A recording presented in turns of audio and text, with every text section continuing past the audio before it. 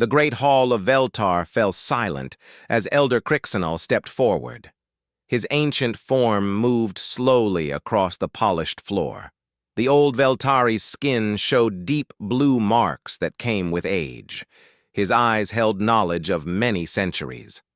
The Galactic Council watched him with mixed feelings. Some showed respect for the Elder's wisdom. Others looked bored or annoyed. They had heard his warnings before.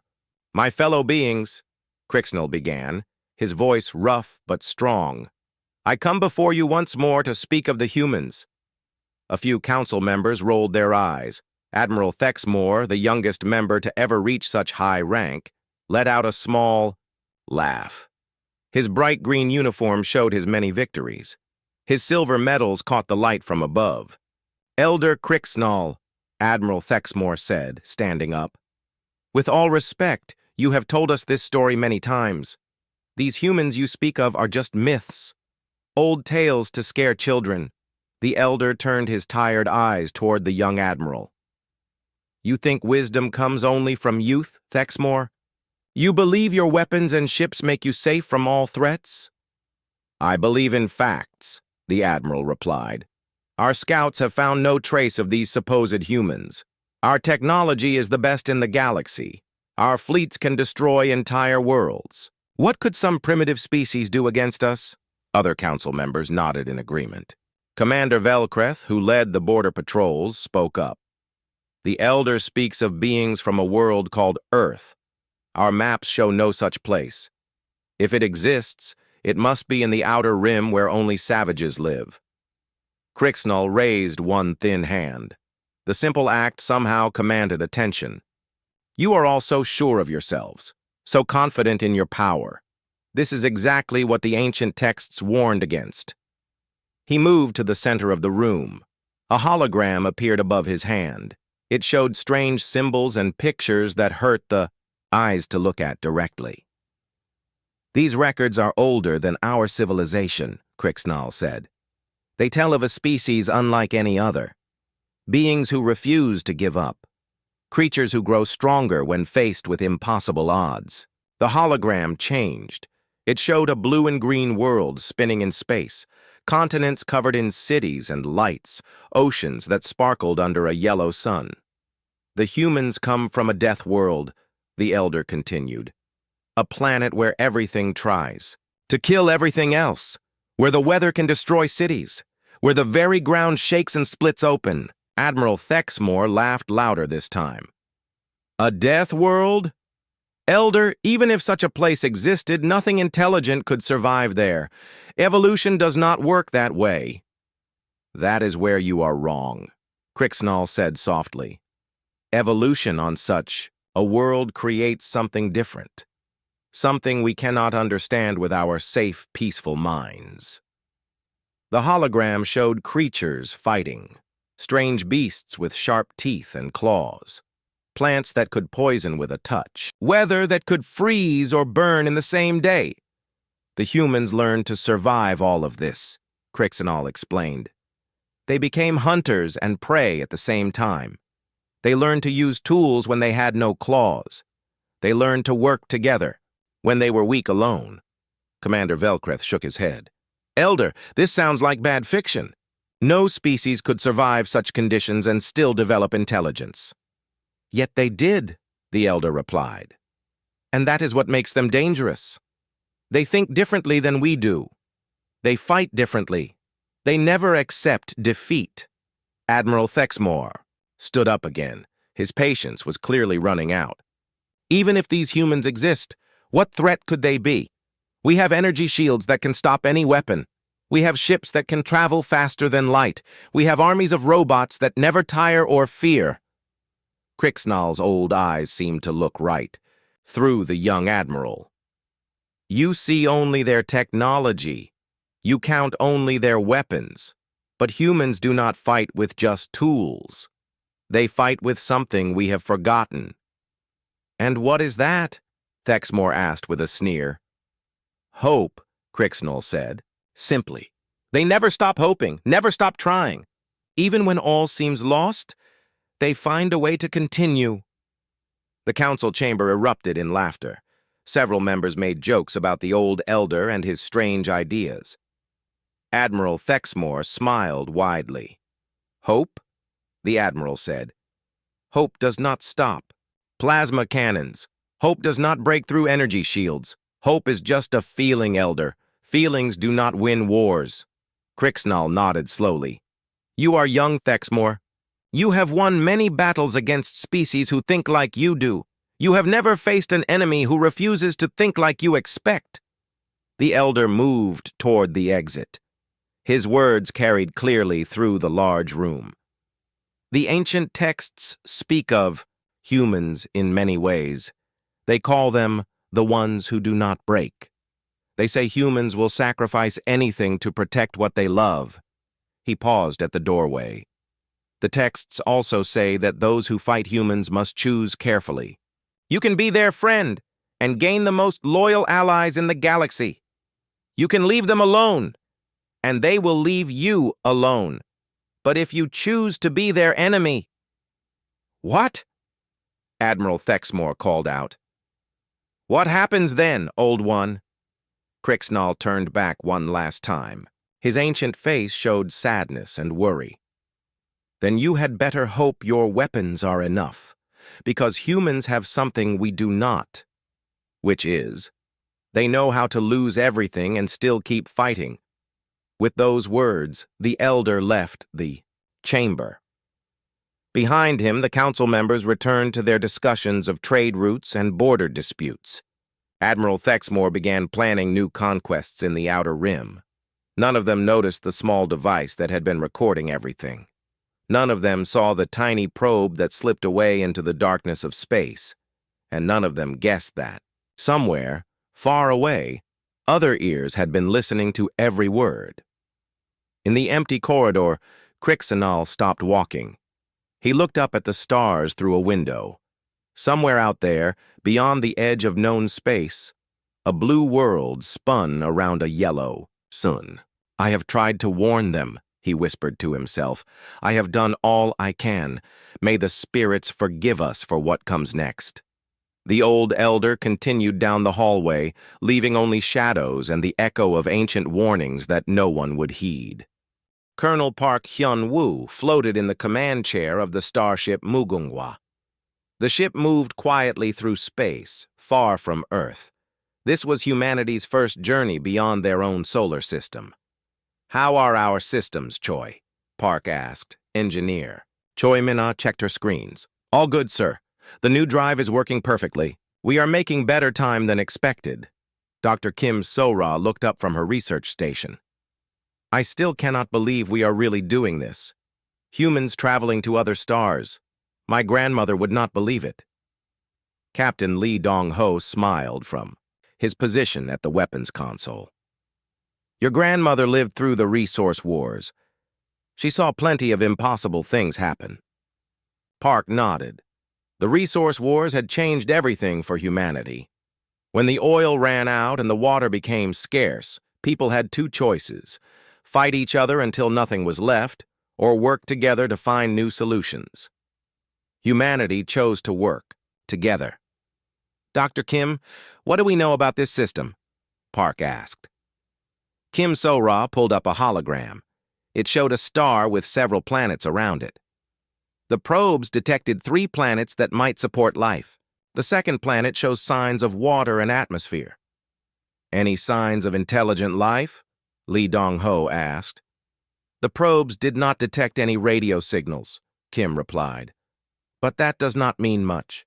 We only started using radio 200 years ago." Choi Minna pointed at her screen. "Colonel, I am picking up something strange. There are objects moving in this system that are not planets or asteroids." Park leaned forward. "Show me." The main screen lit up with dots of light. Several objects moved in patterns that natural things did not follow. They moved too fast and turned too sharply to be rocks. "Those are ships," Lee Dong-ho said quietly. "How many?" Park asked. Choi Minna worked quickly on her controls. "I count at least 20. Maybe more. They are big, sir. Much bigger than us." Park felt his heart beat faster. Humanity had always wondered if they were alone in the universe. Now they had their answer. "Are they coming toward us?" he asked. "Yes, sir. They will reach us in about 10 minutes. Park thought quickly. The Mugongwa was a science ship, not a warship. It had some weapons, but nothing that could fight 20 large vessels. "Send a message on all frequencies," he ordered. "Tell them we come in peace. We are explorers, not invaders." Dr. Kim So-ra worked at her station. "Message sent, sir. I used mathematics and pictures to show we are peaceful." They waited. The alien ships kept coming closer. "Sir," Choi Mina said, "I am detecting energy building up in those ships. It looks like weapon systems." Lee Dong-ho checked his own weapons. "Our shields are up, but they will not stop much if those ships are armed like I think they are." Park made a hard choice. "Can we run?" "Not from ships that big," Choi replied. "They are faster than us." The comm system suddenly came alive with noise. Strange sounds that were clearly a language, but like nothing humans had ever heard. "Dr. Kim, can you understand any of that?" Park asked. Kim worked frantically with her computers. "I am trying to find patterns. The sounds repeat in certain ways. I think they are asking us questions." "What kind of questions?" "I cannot be sure, but I think they want to know who we are and why we are here." Park grabbed the comm microphone. He spoke slowly and clearly.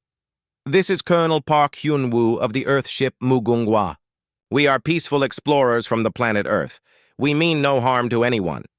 The alien voices stopped for a moment. Then they started again, much louder and faster. "That did not sound good," Lee Dong-ho said. "Sir," Choi Mina called out, "the alien ships are surrounding us. They have weapons pointed at us from all sides." Park looked at his crew. These 3 people had trusted him to lead humanity's first mission to the stars. Now he might have led them to their deaths. "Options?" he asked. "We can fight," Lee said. "We might take 1 or 2 of them with us." "We can surrender," Kim suggested. "Maybe they will listen to reason." "We can try to ram their biggest ship," Choi added. "Go out fighting." Park thought about Earth, about the billions of people who had worked together to build this ship, about the children who dreamed of walking on alien worlds. "We surrender," he decided, "but we do not give up. If these aliens want to capture us, we will learn everything we can about them." A new sound came from the comm system. This time it was different. Mechanical. A voice that spoke in broken English. "Earthship, you will stop your engines. You will. Lower your shields. You will prepare to be boarded. Any resistance will result in destruction." Park's crew looked at him. He could see fear in their eyes, but also determination. "How do they know our language?" Kim whispered. "They must have been watching us," Park replied. "Maybe for a long time." Lee Dong-ho's hands stayed near his weapons controls. "Sir, your orders?" Park took a deep breath. "Do as they say. Lower shields, stop engines, but record everything. If we do not make it home, maybe the next human ship will be better prepared." The alien ships moved closer. Park could see them clearly now on the main screen. They were beautiful in a way, all smooth curves and flowing lines, but they bristled with weapons that could turn the Mugongwa into dust. "Choi, send a message back to Earth," Park ordered. "Tell them what happened here. Tell them humans are not alone in the universe." "Message sent, sir," Choi replied. "But it will take years to reach home." A bright light surrounded the Mugongwa. Park felt a strange tingling as alien technology took control of his ship. The engines stopped, the lights dimmed. "Here they come," Lee said. Small ships launched from the alien vessels. They moved toward the Mugongwa like sharks swimming toward wounded prey. "Remember," Park told his crew, "we are not just prisoners. We are ambassadors for all humanity. Whatever happens next, we show them what humans are made of." Dr. Kim So-ra smiled despite her fear. "Yes, sir.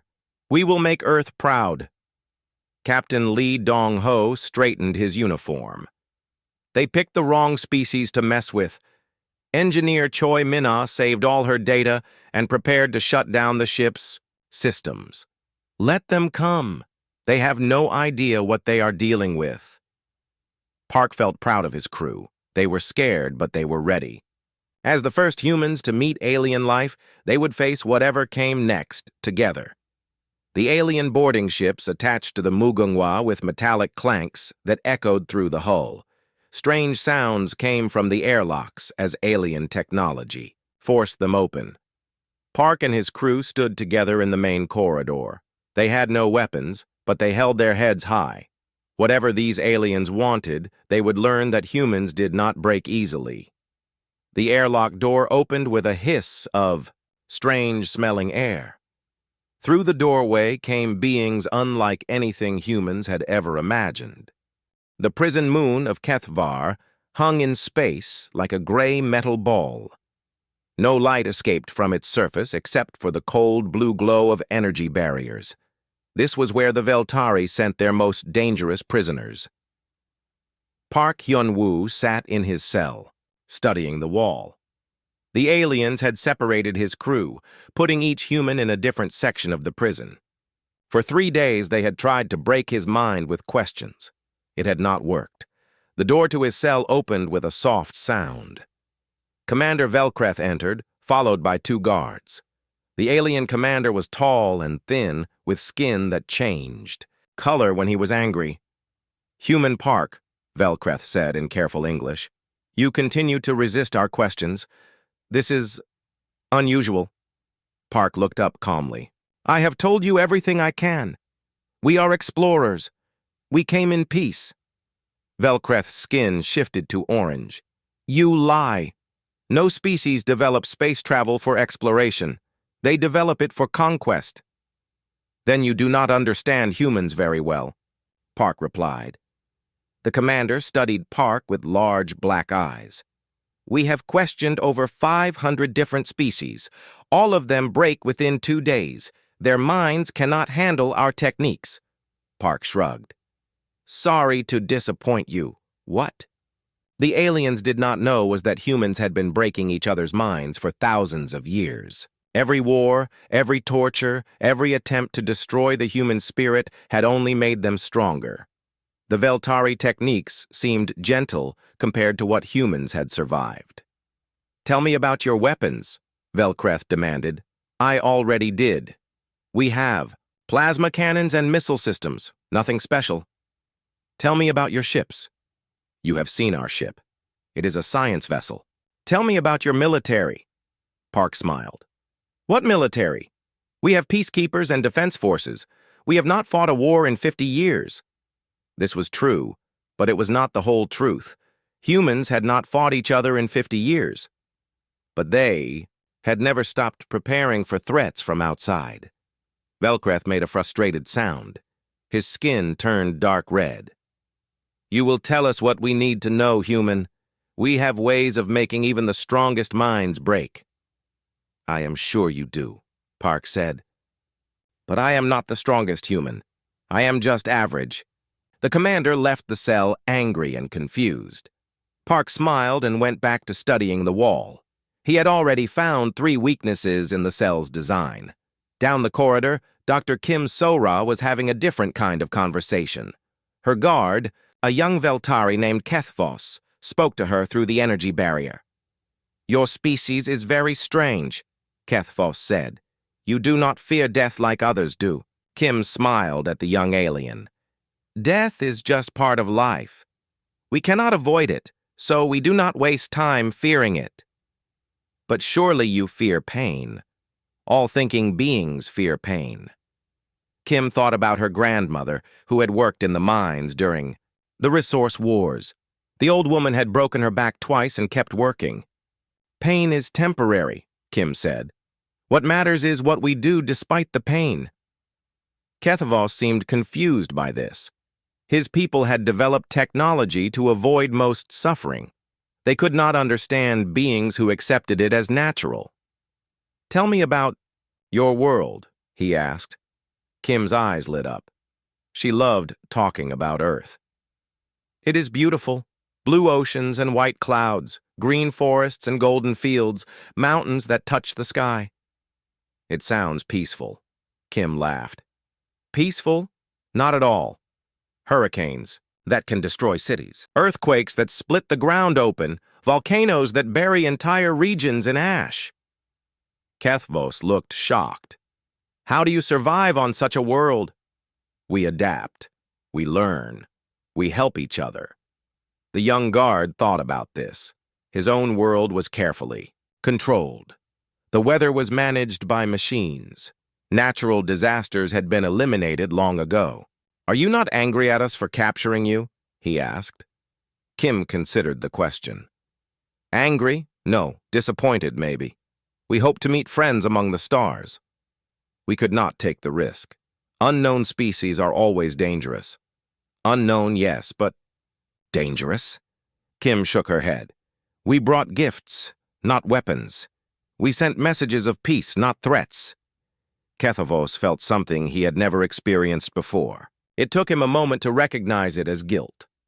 In another section of the prison, Captain Lee Dong-ho was doing push-ups. He had been exercising for hours, and the alien monitoring systems could not understand why. His guard, Thekmol, finally asked, about it. Why do you make your body suffer when you could rest? Lee stopped exercising and looked at the alien. Because my body needs to stay strong. Strong for what? You are imprisoned. You will never fight again. Lee smiled. That is what... You think? The confidence in his voice worried Thekmol. Every other prisoner had given up hope by now.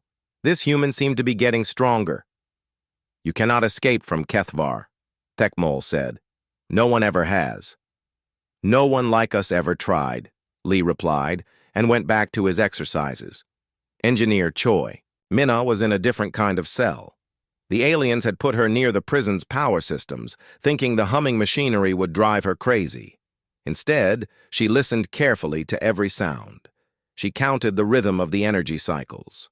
She mapped the power grid in her mind. The aliens had made a mistake. They had put an engineer next to their most important systems.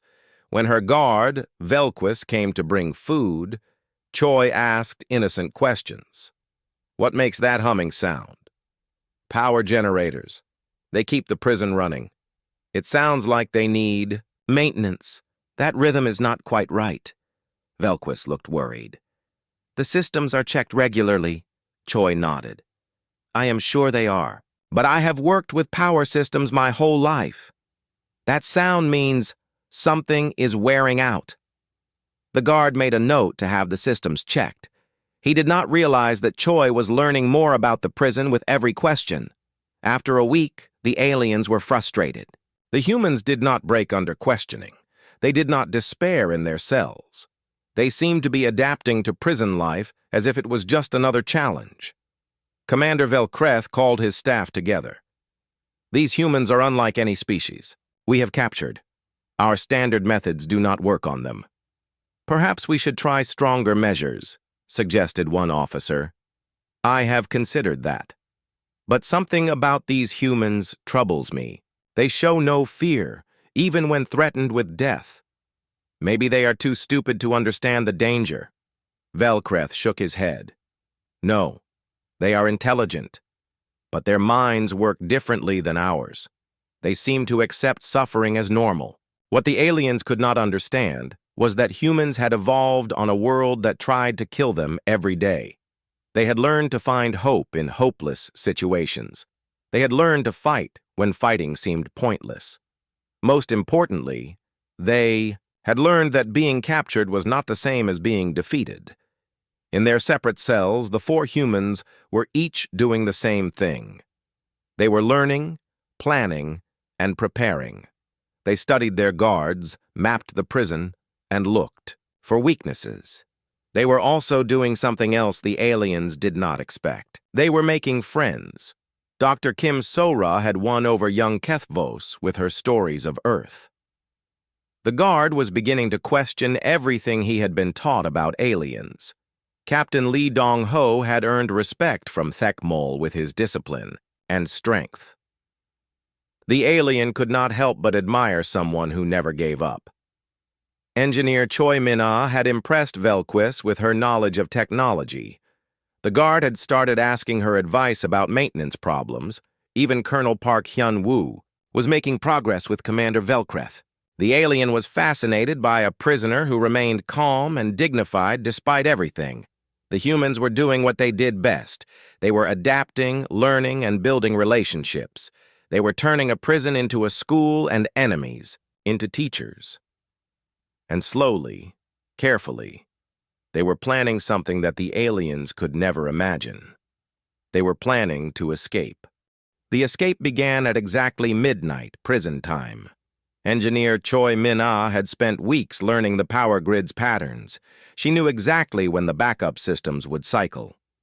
In his cell, Colonel Park Hyun-woo sat quietly on his bed. To the watching cameras, he looked like he was sleeping. But his eyes were open, counting seconds. 3 corridors away, Dr. Kim So-ra was talking softly to her guard, Kethvos. The young Veltari had become fond of their evening conversations about Earth. "Tell me again about the animals on your world," Kethvos said. Kim smiled. "There are so many. Elephants as big as your transport vehicles. Whales in the oceans larger than small ships. Tiny birds that can fly thousands of miles without stopping.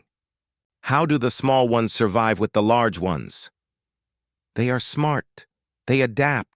They find ways to live that the big animals cannot copy." Kethvos nodded. He was learning that survival was not always about being the strongest. Some humans are like the small birds, Kim continued. "We find ways to do things that seem impossible." At that moment, the lights flickered. It lasted only a second, but Kim was ready. During that brief darkness, she slipped a small device through the energy. Barrier.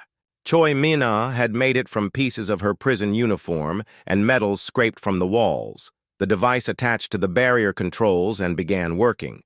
It would take 30 minutes to disable the energy field completely. In another section, Captain Lee Dong-ho was doing his evening exercises. Guard Thekmol watched with the same fascination he showed every night. "Do you ever get tired?" Thekmol asked. "Every day," Lee replied, doing another push-up. "But tired is just a feeling. Feelings pass. You are stronger than any Veltari. Why were you not a warrior on your world?" Lee paused in his exercises. "All humans are warriors when they need to be, but we prefer to build things, not destroy them." "That seems wasteful. Your strength could conquer many worlds." "Conquest is easy," Lee said. "Building something that lasts is hard." The lights flickered again. This time, Lee was ready too. In the brief darkness, he grabbed a loose panel from his cell wall. Choi had told him exactly where to find it. Guard Velquist was getting worried about the power fluctuations. He had asked Engineer Choi Min-ah about them twice already. "The rhythm is definitely wrong now," Choi said, listening to the humming machinery. "Something is building up pressure in the system." "Should I report it?" "I would. That sound usually means a cascade failure is starting. If it gets worse, you could lose power to whole sections of the prison." Velquist hurried away to make his report. He did not notice that Choi had just told him exactly what was about to happen. The humans had spent weeks preparing for this moment. They had studied guard rotations, mapped security systems, and identified every weakness in the prison. But most importantly, they had done something the Veltari never expected. They had made allies. When the power went out completely, Kethvos could have sounded the alarm immediately. Instead, he hesitated for just 30 seconds. That was enough time for Dr. Kim So-ra to disable the backup locks on her cell. When Captain Lee Dong-ho broke out of his cell, Guard Thekmol could have called for help. Instead, he stood frozen, amazed by the human's strength and speed. When Engineer Choi Min-ah emerged from the power room where she had been fixing the systems, Velquist actually helped her carry equipment. The humans moved through the dark corridors, like they had been planning this for years. In a way, they had. Every human child learned about escapes and rescues from history books and movies. Colonel Park Hyun-woo met his team at the central hub, just as planned. But they were not alone. "Sir," Dr. Kim said quietly, "Kethvos wants to help us." The young Veltari stood nervously behind her. "I do not think what we did to you was right," he said in broken English. Park studied the alien's face. "If you help us, your people will call you a traitor." "Maybe. But Kim has taught me that sometimes the right thing is not the easy thing." Captain Lee appeared from another corridor.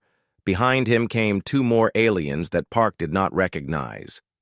"Sir, these are Zekthani prisoners," Lee reported. "They have been here for 5 years. They want to come with us." The Zekthani were small, green-skinned beings with large eyes. They had been captured for refusing to sell their homeworld's resources to the Veltari. "Can you fight?" Park asked them. "We can try," one replied. "Anything is better than this place."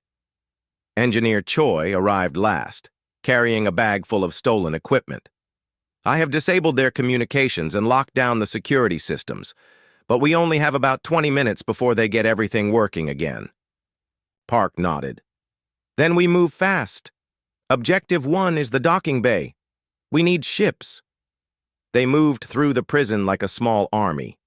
More prisoners joined them along the way. The humans had spread word of their escape plan to everyone they could trust. Soon they had 30 beings of 7 different species following them through the dark corridors. "This is impossible," one of the Zekthani whispered. "No one escapes from Kethvar." "No one has tried it the human way," Lee replied. The human way was different from how other species thought. They did not just plan to escape their cells. They planned to escape with as many people as possible, steal the aliens' ships, and send a message that would change everything. At the docking bay, they found 6 Veltari patrol ships. The aliens had not expected anyone to get this far, so the ships were only lightly guarded. The guards were more surprised than afraid when the prisoners appeared. They had been told that the humans were contained in maximum security cells. "Surrender and you will not be harmed," Park called out in the Veltari language that Dr. Kim had taught him. The guards looked at each other. They were facing 30 desperate prisoners led by beings that seemed immune to fear. "We surrender," their leader said quickly. Captain Lee and the Zekthani secured the guards while Engineer Choi began working on the ship's systems. "Good news," she called out. "These ships are not that different from ours. I can get them running." Dr. Kim was already helping load the other prisoners onto the ships. Many of them were weak from long imprisonment, but their eyes showed hope. For the first time in years. "Sir," one of the Zekthani said to Park, "why are you helping us? We are not your people." Park looked at the small alien. "Where we come from, there is an old saying. We leave no one behind. Even strangers, especially. Strangers. That is how strangers become friends." The ships powered up with a low humming sound. Emergency lights began flashing throughout the prison as the Veltari realized what was happening. "Time to go," Choi announced. As they lifted off from the docking bay, alarms finally began sounding throughout Kethvar. But it was too late. The humans and their new allies were already climbing toward the stars. Behind them, the impossible had happened. The most secure prison in the galaxy had been broken by 4 humans and their friends. Commander Velkreth stood in his empty command center, watching the stolen ships disappear into space. For the first time in his career, he felt something that other species called respect for their enemies. "Sir," one of his officers said, "should we pursue them?" Velkreth thought about the humans he had questioned, about their calm confidence and unbreakable spirit. "No," he said quietly.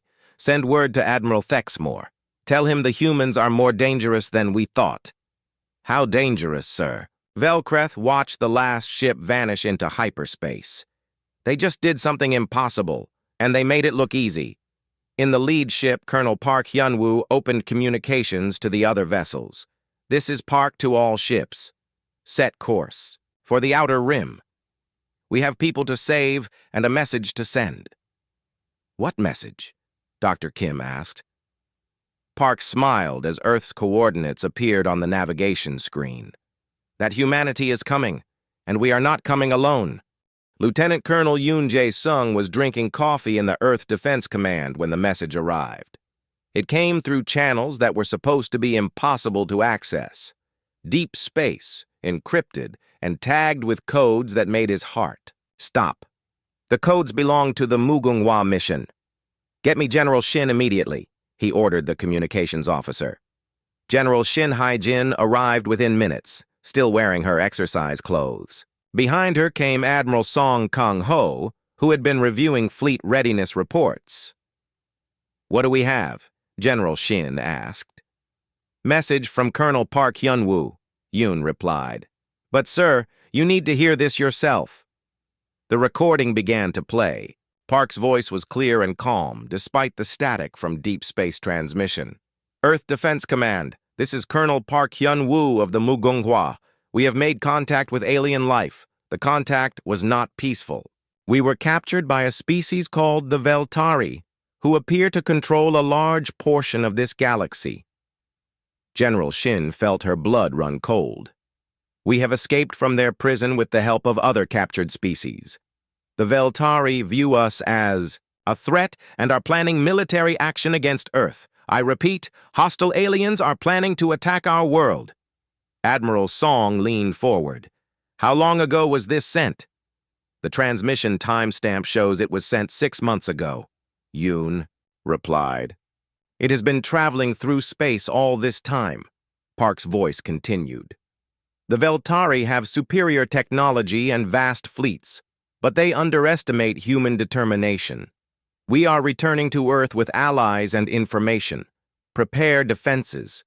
Unite the nations. We are no longer alone in the universe, and not everyone out here is friendly. The message ended with technical data about Veltari ships and weapons. It was everything Earth would need to begin preparing for war. General Shin stood quietly for a long moment. Then she began giving orders. Yoon, contact the United Nations immediately. Emergency session, all leaders, maximum security. Song, I want every ship we have ready for combat within 72 hours. Sir, Admiral Song said carefully, our space fleet is designed for asteroid mining and scientific research. We have maybe 20 ships that could fight. Then we build more. Fast. Within hours, the most secret meeting in human history was taking place in Geneva. Presidents, prime ministers, and generals from every nation sat around a table listening to Park's message. Captain Bae Soo-jin from Human Intelligence stood before them with charts and data. Based on Colonel Park's information, we estimate the Veltari fleet will arrive in 18 to 24 months, she said. They will expect to find a primitive species with basic technology. The President of the Americas leaned forward. What are our chances against superior alien technology? In a straight fight? Very poor, Bae admitted. But humans do not fight. Straight fights when we can avoid it. The Prime Minister of the European Federation spoke up. What do you recommend? Captain Bae changed the display. It now showed Earth's solar system with defensive positions marked. We use our advantages. We know this solar system better than they do. We know how to fight in asteroid fields and on planets. Most importantly, we know how to fight dirty. General Shin stood up. Colonel Park's message included technical data on their ships. Their shields are strong, but they are designed to stop energy weapons. Physical projectiles can penetrate them. You mean bullets? Asked the Premier of the Asian Alliance. I mean railguns, kinetic weapons, things that hit hard and fast. Admiral Song activated another display. We propose Project Unity. Every nation contributes what they do best. America provides rockets and electronics. Europe provides manufacturing and materials. Asia provides robotics and miniaturization. Africa provides rare metals and solar technology. The room erupted in discussion. For centuries, nations had competed against each other. Now they were being asked to work together like never before. The Premier of the African Union stood up. My friends, we face a simple choice. We can continue to argue about borders and resources while aliens destroy our world. Or we can work together and show these Veltari what humans can do when we unite. One by one, the leaders agreed. For the first time in human history, every nation on Earth would work toward a single goal. Within weeks, the transformation began. Factories that had made cars started making spacecraft. Scientists who had studied climate change began studying alien technology. Soldiers who had trained for earthly wars learned to fight in space. Dr. Jiang Min Seo led a team of Earth's best engineers in reverse engineering the Veltari technology from Park's data. They worked 18-hour days in secret laboratories. Their energy shields are impressive, she told her team, but they have never faced weapons designed specifically to counter them. What kind of weapons? Asked one engineer. Dr. Jiang smiled. The kind humans are very good at making, simple, reliable, and brutal. Major Hanga Young was training the first units of Earth's new Space Marines. These were soldiers selected from every nation's best forces. Forget everything you know about traditional warfare, she told them. In space, there is no up or down, no cover except what you make, no backup except your team. The training was harder than anything the soldiers had experienced. They learned to fight in zero gravity, in the vacuum of space, and on alien worlds. Commander Lim Young-soo was building defensive positions throughout the solar system. Teams of workers and robots prepared hidden bases in the asteroid belt. The aliens will expect our defenses to be around Earth, he explained to his staff.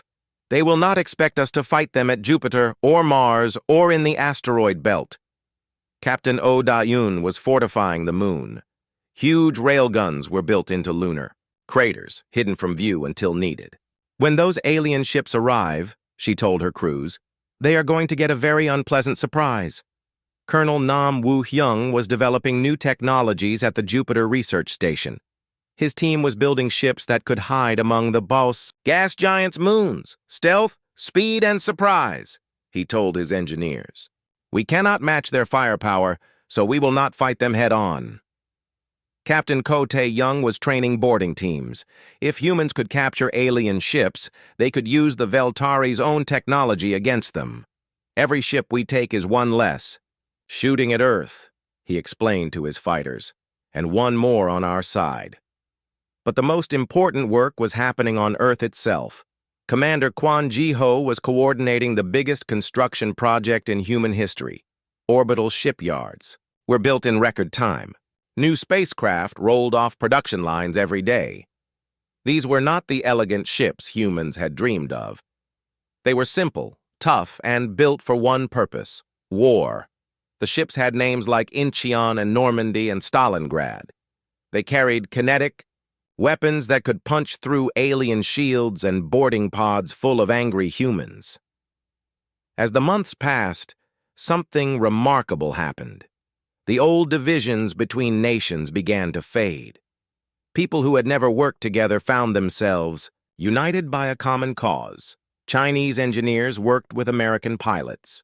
Russian soldiers trained with African Marines.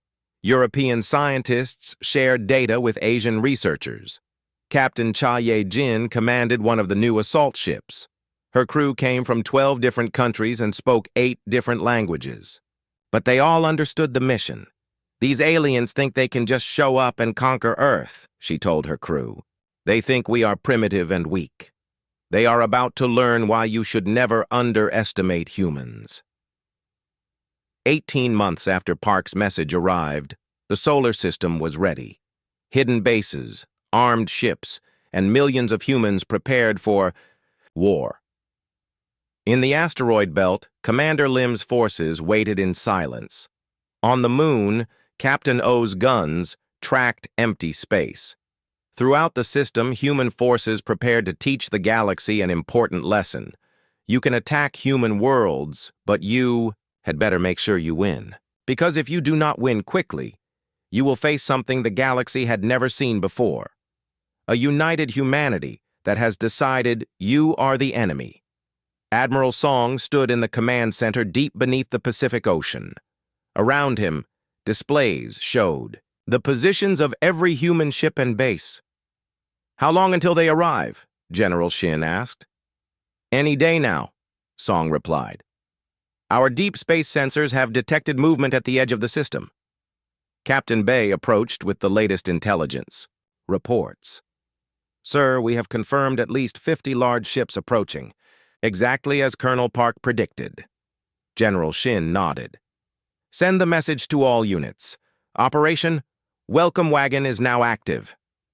Throughout the solar system, humans received the signal they had been waiting for. The aliens were coming, but they were not coming to fight a primitive species on a single world. They were coming to fight humanity. All of it. United, prepared, and very, very angry. The Veltari had no idea what they were flying into. Admiral Thexmore stood on the bridge of his flagship, the Veltoran, watching the blue-green world grow larger on his screens. Behind him, 50 of the most powerful warships in the galaxy followed in perfect formation. "Beautiful world," commented his second-in-command, Captain Vel Nash. "It will make a fine addition to the Empire." Thexmore nodded, but something felt wrong. Their approach had been too easy. No defensive fleets had come out to meet them. No warning signals had been sent. The planet seemed almost empty. "Where are their ships?" he asked the sensor officer. "Scans show a few small vessels in orbit, sir. Nothing that could threaten us. Perhaps the humans are even more primitive than we thought." But Admiral Thexmore remembered the escape from Kethvar. Those humans had not been primitive. They had been something else entirely. "Begin standard conquest approach," he ordered. "But keep weapons charged and shields at maximum." The Veltari fleet moved toward Earth like a giant arrow aimed at humanity's heart.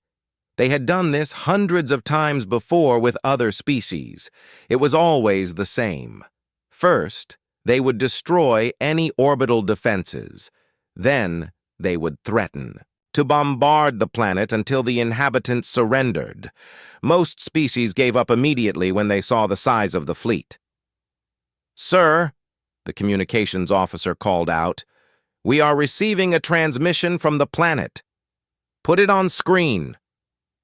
The image that appeared was not what Thexmore expected. Instead of a desperate plea for mercy, he saw a human female in a military uniform sitting calmly at a desk. "This is General Shin Haya-jin of the Earth Defense Forces," the woman said. "To the Veltari fleet, you are not welcome in our solar system. Turn around and leave immediately." Captain Velnash laughed. "One world giving orders to 50 warships? These humans are either very brave or very stupid." General Shin continued speaking. "If you do not leave, we will be forced to defend ourselves. This is your only warning." Admiral Thexmore opened a channel.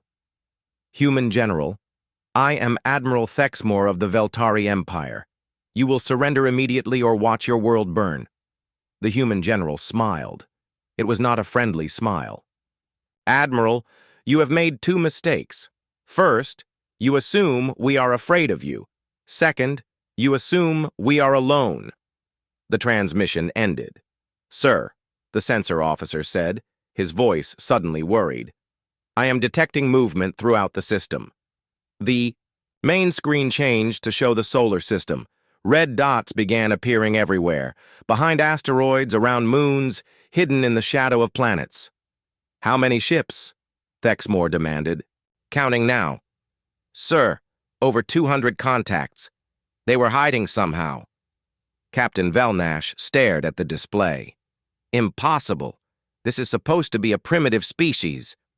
Admiral Thexmore felt cold fear creeping up his spine. "All ships, battle formations, raise shields, charge weapons." But before his fleet could finish deploying, the humans attacked. Commander Lim Young-soo watched from his hidden base in the asteroid belt as the Veltari fleet tried to organize itself. Around him, his crews worked frantically to prepare their weapons. Fire when ready, he ordered calmly. The asteroids around the Veltari fleet suddenly erupted with violence. What the aliens had thought were rocks turned out to be carefully disguised weapons platforms. Railgun slugs the size of telephone poles slammed into alien shields at incredible speed. The Veltari had never faced kinetic weapons this powerful. Their energy shields flickered and failed. "Direct hit on their cruiser Velkalar," reported his weapons officer. "Their shields are down." "Fire again," Lim ordered. The second salvo punched holes through the alien ship's hull. Atmosphere vented into space as the mighty warship died. The moon. Captain Oh-Da-un smiled as her guns finally had targets to shoot at. The massive rail cannons built into lunar craters could accelerate projectiles to nearly the speed of light. "Range to target?" she asked. "Optimal firing solution acquired," her gunner replied. "Light them up." The moon's surface exploded with muzzle, flashes as dozens of hidden weapons opened fire. Streams of metal death crossed space in seconds, catching the Veltari fleet completely by surprise. "Multiple hits on enemy formation," the targeting officer reported. 3 ships destroyed, 5 heavily damaged. Admiral Thexmore watched in horror as his supposedly invincible fleet was torn apart by weapons he had never imagined. These were not energy beams or plasma bolts. These were simple chunks of metal moving so fast they hit like bombs. "How are they doing this?" Captain Velnash asked. "Sir," the sensor officer called out. "New contacts approaching from Jupiter. Multiple small ships moving very fast." Colonel Nam Woo-hyung led the Jupiter attack squadron in a ship designed for one purpose, getting close enough to hurt the enemy. His vessels were small, fast, and nearly invisible to Veltari sensors. "Remember the plan," he told his pilots. "Hit and run. Do not try to fight them head-on." His ships came out of Jupiter's shadow like angry hornets. They fired their weapons at point-blank range, then scattered before the aliens could respond. Target. "Their engines," Nam ordered. "Make them sitting ducks for the heavy guns." The human fighters swarmed around the alien ships, too small and fast to track easily. Their weapons were not powerful enough to destroy the big ships, but they could damage engines and weapons systems. Admiral Thexmore tried to make sense of what was happening. His fleet was being attacked from multiple directions by enemies using tactics he had never encountered. "Status report," he demanded. "We have lost 8 ships destroyed, 15 heavily damaged," his tactical officer reported. "Enemy casualties appear to be minimal." "How is that possible? We outnumber them." "Sir, they are not fighting like any species we have faced before. They refuse to engage us directly. They strike from hiding, then disappear." Thexmore realized with growing horror that the humans were not fighting a battle. They were fighting a war, and they had been preparing for it much longer than he had thought possible. "All ships, withdraw to defensive formation," he ordered, but it was too late. The humans had one more surprise waiting. Captain Ko Tae-young and his boarding teams had been waiting for this moment. While the alien fleet was distracted by attacks, from all sides, transport ships moved silently toward the damaged vessels. "Remember," Ko told his fighters, "we are not trying to destroy these ships. We are trying to capture them." The boarding pods attached to alien hulls like parasites. Human soldiers in combat armor cut through the alien metal with tools designed specifically for this purpose. Inside the Veltari ships, the aliens found themselves fighting enemies they were not prepared for. Humans in powered armor moved through corridors designed for aliens, adapting to the strange environment with frightening speed. "Bridge secured," Ko reported as his team took control of a Veltari cruiser. "Beginning upload of control protocols." Within minutes, the captured ships, weapons turned on its former allies. The humans were using the Veltari's own technology against them. Admiral Thexmore watched his fleet dissolve around him. Ships were being destroyed by weapons hidden throughout the solar system. Others were being captured and turned against him. His carefully planned conquest had become a nightmare. "Sir," Captain Velnash said quietly, "we should retreat." Retreat? Thexmore could barely say the word. The Veltari had never retreated from a primitive species. "Sir, we are losing ships faster than we can count them. These humans fight like nothing we have ever seen." On his command screen, Admiral Thexmore could see the battle spreading throughout the solar system. Human ships appeared and disappeared. Like ghosts, hidden weapons fired from every direction. His mighty fleet was being carved apart piece by piece. "All ships," he said finally, "withdraw to hyperspace jump distance," but even retreat was not going to be easy. Captain Cha Ye-jin and her assault ships had been waiting for the aliens to try to run.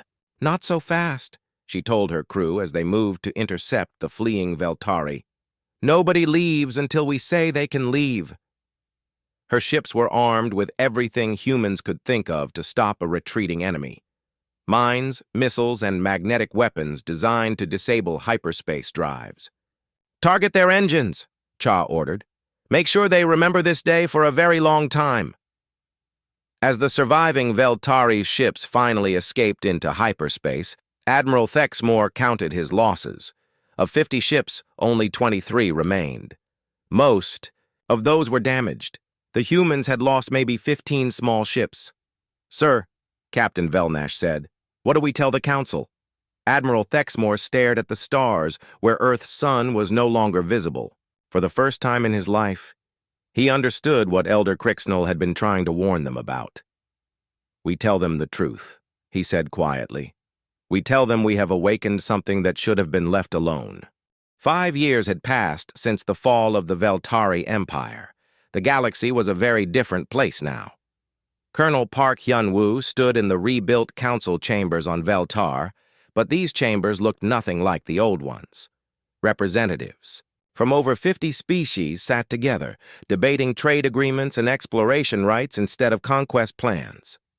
"The motion to establish the Andromeda Research Station passes," announced the current council president, a Zekthani named Keftal. "Humans and Veltari will work together on this project." Park smiled at the irony. Humans and their former enemies were now partners in exploring other galaxies. Dr. Kim So-ra approached him after the session ended. She now served as Earth's chief ambassador to the Galactic Alliance. "Hard to believe, is it not?" she said. 5 years ago, they were trying to conquer us. Now we are planning joint missions to other galaxies. "The Veltari are not evil people," Park replied. "They were just taught to think the wrong way." That was perhaps humanity's greatest victory. They had not just defeated an empire. They had shown an entire species a different way to live. Elder Crixnell, now much older but still sharp, walked slowly toward them. The ancient Veltari had become one of humanity's strongest supporters. "Colonel Park," the elder said, "I wanted to thank you again." "For what?" "For proving that I was right, to warn them. But more importantly, for proving that being right did not have to mean disaster for my people." Park shook the old alien's hand. "Humans do not hold grudges, Elder. We prefer to build bridges." That was true throughout the galaxy now. On dozens of worlds, humans worked alongside species that had once been their enemies. They built schools, hospitals, and research stations. They shared technology and knowledge freely. Captain Lee Dong-ho commanded a mixed crew aboard the exploration ship New Seoul. His mission was to map the outer rim territories that had been closed to exploration during the Empire. "Contact on long-range sensors," his Veltari science officer reported. "Unknown ship design, approximately 2,000 kilometers out." "First contact protocols," Lee ordered calmly. "And someone wake. Up Dr. Chen." Dr. Chen Wei-ming was one of Earth's specialists in alien languages and cultures. She had learned that every species was different and each required a different approach. "Ready when you are, Captain," she said as she arrived on the bridge. Lee opened a channel. "Unknown vessel. This is Captain Lee Dong-ho of the Galactic Alliance. Ship New Soul. We come in peace and friendship. The response came quickly, in a language none of them had heard before. Dr. Chen worked to analyze the sounds and patterns. They are asking who we are and what we want, she said after a few minutes. They seem surprised that we are not demanding surrender. Tell them we are explorers, Lee said. We want to learn about them and share knowledge. The conversation that followed was the beginning of humanity's relationship with the Kethek, a species of traders who had hidden from the Veltari Empire for centuries. Within a year, Kethek ships would be visiting human worlds, trading exotic materials for human art and music. It was the same pattern that repeated throughout the galaxy. Engineer Choi Min-ah was working on a very different project. Her team was rebuilding the prison moon of Kethvar, turning it into a research station and memorial, the old isolation. Cells are now laboratories, she explained to a group of visitors. The interrogation rooms have become classrooms. The execution chambers are now libraries. Among the visitors was Kethvos, the young Veltari who had helped with the original escape. He now worked as a guide, telling the story of what had happened there. This place was built on the idea that some beings are superior to others, he said. The humans taught us that the only superiority that matters is the ability to help others. The memorial section of the station honored all the prisoners who had died there over the centuries. But it also honored something else, the moment when enemies became friends. Admiral Song Kong-ho had a new job now. Instead of commanding war fleets, he led the Galactic Defense Force. This was a volunteer organization made up of ships from every member species. Their mission was not conquest or control, it was protection. Status report on the border regions? Song asked his staff. Commander Kwon Ji-ho, now his second-in-command, pulled up the latest intelligence reports. 3 distress calls this week. Pirates attacking trade ships near the outer spiral. Request for assistance from the Velgani system. Response time? Human ships can be there in 6 hours. Veltari vessels in 4. Song nodded. Send the Veltari. They need the practice working independently. That was another change the humans had brought. Instead of one species dominating all others, each species was encouraged to develop their own strengths and contribute to the common good. The Veltari had become excellent peacekeepers, using their former military skills to protect trade routes and settle disputes. The Zekthani had become master engineers, designing ships and stations for the entire alliance. Other species contributed their own unique abilities. General Shin Hye-jin had retired from military service and now ran the Galactic University on Earth. Students from dozens of worlds came to study everything from human history to alien technology. The most important lesson we teach, she told new students, is that diversity makes us stronger. Every species sees the universe differently. When we combine those different viewpoints, we can solve problems that no single species could handle alone. Her words were proven true every day. Human creativity combined with Veltari discipline. Zekthani engineering mixed with Kethek trade knowledge. The alliance was becoming something greater than the sum of its parts. But perhaps the most important changes were happening on Veltar itself. Young Veltari grew up learning about the ancient warnings that their elders had ignored. They studied the history of the war not as a glorious defeat, but as a lesson about the dangers of pride and prejudice. What would have happened if we had listened to Elder Crixnall was a common question in their schools. The answer was always the same. We would have gained the greatest allies in the galaxy instead of making them our enemies. Captain Cha Ye-jin now commanded a research vessel exploring the galactic core. Her crew included humans, Veltari, and members of 6 other species. New star system ahead, her navigator reported. Sensors show possible habitable worlds. Take us in slowly, Cha ordered. And remember, we are guests here, even if no one lives on these worlds. That attitude had become standard throughout the Alliance. Exploration was done carefully, with respect for any life they might find. The old days of conquest and exploitation were over. On Earth, Lieutenant Colonel Yoon Jae-sung ran a museum dedicated to first contact. The centerpiece was the original Mugunghwa, restored to its condition before the fateful mission. This ship changed everything, he told visitors, not because it was the most advanced or the most powerful, but because it carried humans who refused to give up hope. In the museum's main hall stood a statue of 4 figures: Park Hyun-woo, Kim So-ra, Lee Dong-ho, and Choi Min-ah. The inscription read, "To those who showed the galaxy that enemies can become friends." But the real 5 years had passed since the fall of the Veltari Empire. The galaxy was a very different place now. Colonel Park Hyun-woo stood in the rebuilt council chambers on Veltar, but these chambers looked nothing like the old ones. Representatives from over 50 species sat together, debating trade agreements and exploration rights instead of conquest plans.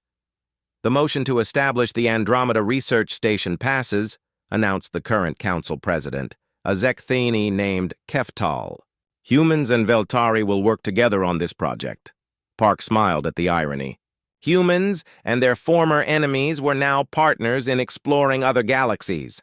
Dr. Kim So-ra approached him after the session ended. She now served as Earth's chief ambassador to the Galactic Alliance. "Hard to believe, is it not?" she said. 5 years ago they were trying to conquer us. Now we are planning joint missions to other galaxies.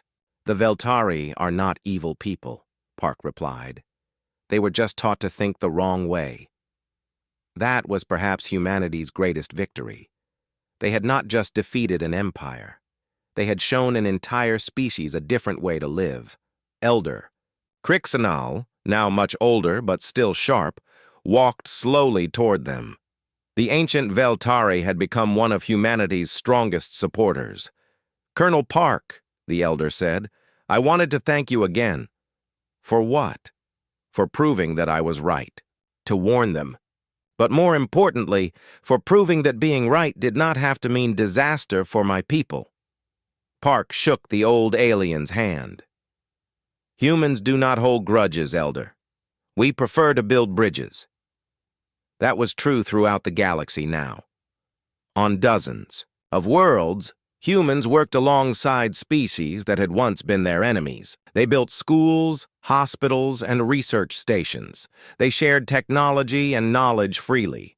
Captain Lee Dong-ho commanded a mixed crew aboard the exploration ship New Seoul.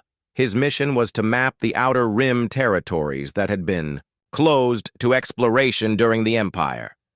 "Contact on long-range sensors," his Veltari science officer reported. "Unknown ship design, approximately 2,000 kilometers out." "First contact protocols," Lee ordered calmly. "And someone wake up Dr. Chen." Dr. Chen Wei-ming was one of Earth's specialists in alien languages and cultures.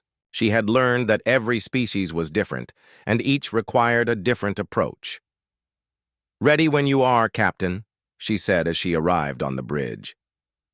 Lee opened a channel. "Unknown vessel.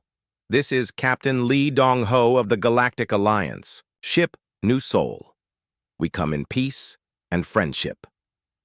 The response came quickly in a language none of them had heard before. Dr. Chen worked to analyze the sounds and patterns. "They are asking who we are and what we want," she said after a few minutes. "They seem surprised that we are not demanding surrender." "Tell them we are explorers," Lee said. "We want to learn about them and share knowledge." The conversation that followed was the beginning of humanity's relationship with the Kethek, a species of traders who had hidden from the Veltari Empire for centuries. Within a year, Kethek ships would be visiting human worlds, trading exotic materials for human art and music. It was the same pattern that repeated throughout the galaxy. Engineer Choi Min-ah was working on a very different project. Her team was rebuilding the prison moon of Kethvar, turning it into a research station and memorial. "The old isolation. Cells are now laboratories," she explained to a group of visitors. "The interrogation rooms have become classrooms. The execution chambers are now libraries." Among the visitors was Kethvos, the young Veltari who had helped with the original escape. He now worked as a guide, telling the story of what had happened there. This place was built on the idea that some beings are superior to others, he said. The humans taught us that the only superiority that matters is the ability to help others. The memorial section of the station honored all the prisoners who had died there over the centuries. But it also honored something else, the moment when enemies became friends.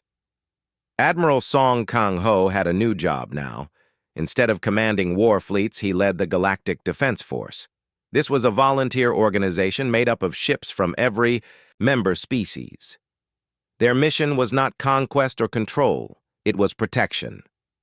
Status report on the border regions? Song asked his staff.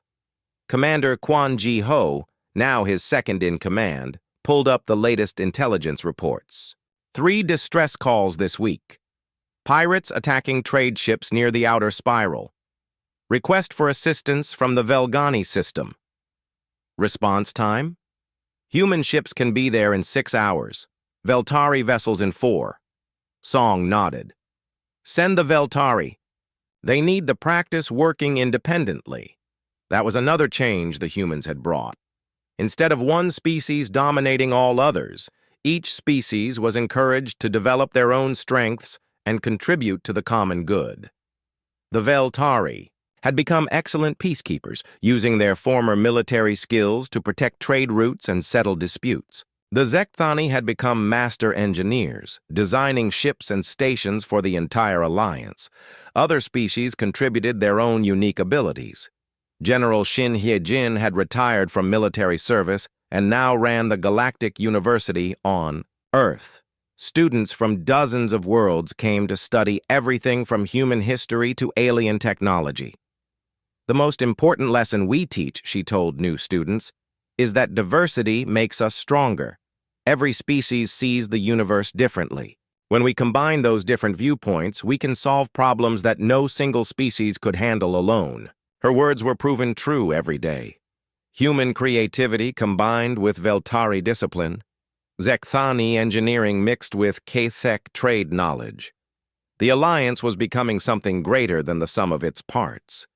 But perhaps the most important, changes were happening on Veltar itself. Young Veltari grew up learning about the ancient warnings that their elders had ignored. They studied the history of the war not as a glorious defeat, but as a lesson about the dangers of pride and prejudice. What would have happened if we had listened to Elder Crixnell was a common question in their schools. The answer was always the same. We would have gained the greatest allies in the galaxy instead of making them our enemies. Captain Cha Ye-jin now commanded a research vessel exploring the galactic core. Her crew included humans, Veltari, and members of 6 other species. New star system ahead, her navigator reported. Sensors show possible habitable worlds. Take us in slowly, Cha ordered. And remember, we are guests here, even if no one lives on these worlds. That attitude had become standard throughout the Alliance. Exploration was done carefully, with respect for any life they might find. The old days of conquest and exploitation were over. On Earth, Lieutenant Colonel Yoon Jae-sung ran a museum dedicated to first contact. The centerpiece was the original Mugunghwa, restored to its condition before the fateful mission. This ship changed everything, he told visitors. Not because it was the most advanced or the most powerful, but because it carried humans who refused to give up hope. In the museum's main hall stood a statue of 4 figures: Park Hyun-woo, Kim So-ra, Lee Dong-ho, and Choi Min-ah. The inscription read, "To those who showed the galaxy that enemies can become friends. But the real